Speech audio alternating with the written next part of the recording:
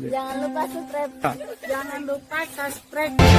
Saya Marsikal Madya TNI Purnawirawan M. Saugi selaku Ketua Timnas Pasangan Amin menghimbau kepada masyarakat semua, para relawan terutama gerakan kebangsaan Amin untuk betul-betul menjaga TPS masing-masing, ya, diawasi. Apabila masyarakat mengawasi, insya Allah pemilunya akan jujur dan adil. Amin. Namun demikian tetap awasi apa yang ada di TPS. Para relawan, masyarakat, ingat, bawa makanan masing-masing. Kalau perlu ajak tetangga, keluarga, nobar di situ. Ya, banyak orang sehingga kita bisa menyaksikan perhitungan-perhitungan saat pemilu. Jangan pulang sebelum perhitungan selesai. Kalau tidak salah itu jam 1 siang. Ya. Setelah jam 1 siang kawal kemana itu kardus itu menuju. Saya yakin dengan militansi para relawan, insya Allah pasangan Amin nomor 1 akan memenangkan pemilu di 2024. Amin. Wassalamualaikum warahmatullahi wabarakatuh. Waalaikumsalam. Nah, sekarang bagaimana pemilu 2024 ini? Kira-kira potensi kecurangannya di mana? Coba kita bedah.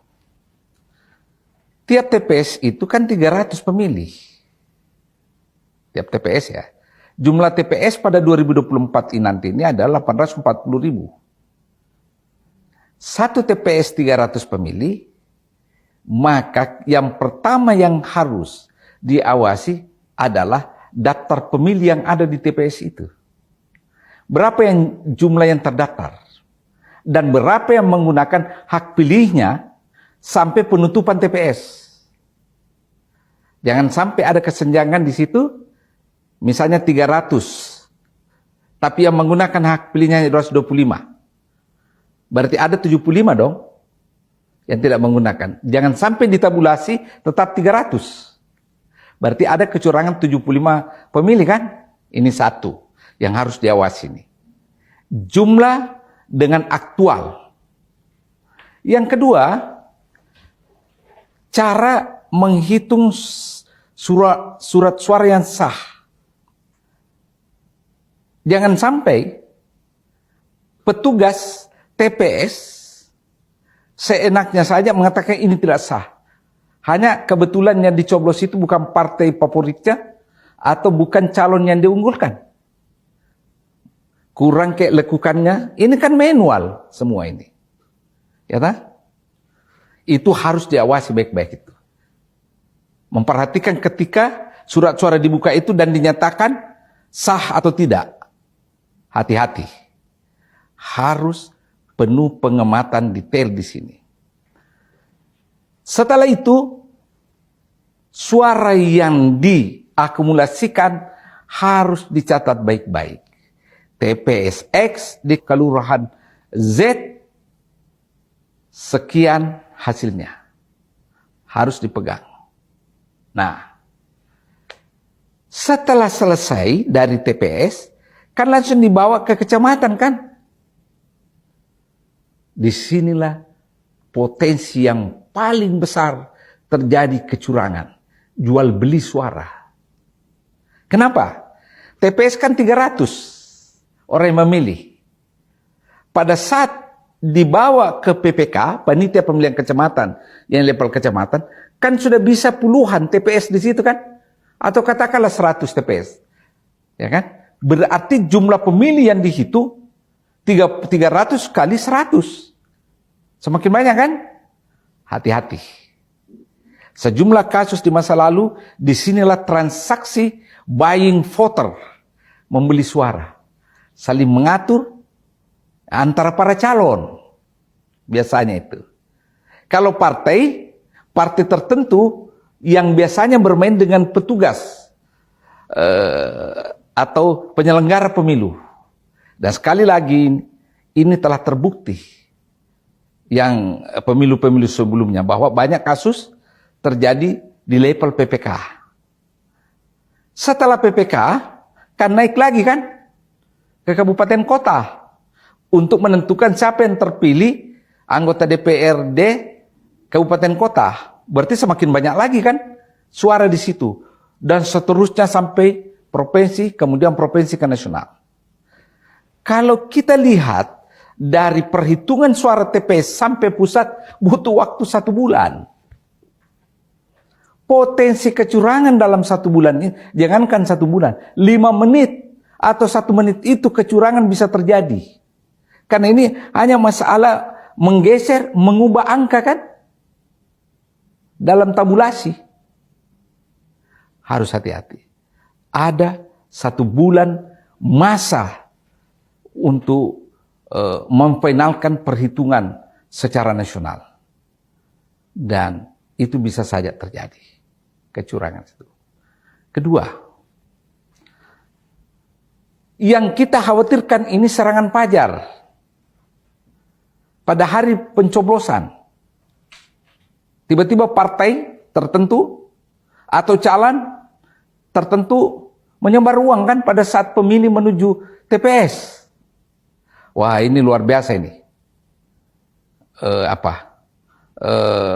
Potensi kecurangan pemilu terjadi di sini. Karena misalnya kalau saya calon anggota DPRD, saya ingin menang di kabupaten kan dia cukup hitung daerah pemilihannya. Daerah pemilihannya misalnya 3 kecamatan di antara 7 kecamatan di kabupaten itu. Dia cukup berada di 3 kecamatan itu kan, memobilisasi orang dengan uang. Dan dia tunggu the last minute. Karena kalau sebelum-sebelumnya itu kan calon lain mungkin juga lakukan kan? Berlaku ada penawaran dan permintaan. Dia tunggu the last minute. Pada saat orang menuju TPS. Ini yang harus diawasi betul. Karena kalau di TPS-nya kemungkinan transaksi itu kurang. Sebab ada pengawas pemilu di situ.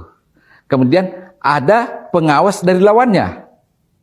Tapi kalau dari rumah menuju TPS itu kan tidak ada pengawasnya. Siapa bisa awasi?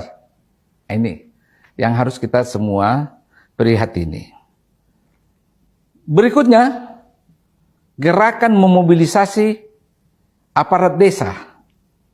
Karena yang paling ditakuti masyarakat desa itu kan kepala desa, kepala dusun, ya, aparat lah. Jangan sama sekali terjadi mobilisasi massa atas titah para kepala desa atau para pejabat yang ada di level desa untuk menjoblos orang tertentu ataukah mengalahkan orang tertentu atau partai tertentu. Ini juga masalah yang sangat kritis untuk kita prihatini semua. Karena semuanya bisa terjadi. Gubernur, Bupati, dan Wali Kota ini dievaluasi berapa bulan sekali sih evaluasinya? Bapak Ibu semuanya dievaluasikan setiap 3 bulan. Yang evaluasi Mendagri, tapi saya evaluasi saya harian. Begitu, jangan tepuk tangan, saya evaluasi harian itu hati-hati loh. Begitu Bapak, Ibu semuanya miring-miring, saya ganti setiap hari bisa. Itu hak prerogatif yang saya miliki. Tadi yang saya sampaikan tolong. Saya enggak minta banyak-banyak, tolong diikuti. Saya rasa itu yang ingin saya sampaikan dalam kesempatan yang baik ini. Terima kasih. Assalamualaikum warahmatullahi wabarakatuh. Kita berjumpa kembali, saya Bustaminarda. Kembali pula mendoakan kepada Allah Subhanahu wa taala, Tuhan Yang Maha Esa, semoga seluruh pemirsa selalu mendapatkan keberkahan hidup dari Allah Subhanahu wa taala, Tuhan Yang Maha Esa, dan semoga pemilu kita berjalan dengan langsung, umum, bebas, rahasia, jujur dan adil. Sahabat BN, memang kecurangan pemilu ini menghantui masyarakat saat ini. Sebab jika sempat pemilu ini curang, suara rakyat yang dikatakan suara berdaulat tidak akan ada artinya sama sekali.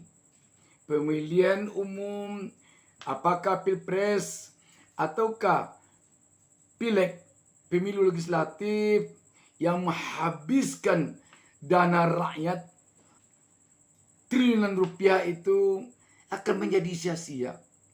Karena itu memang harus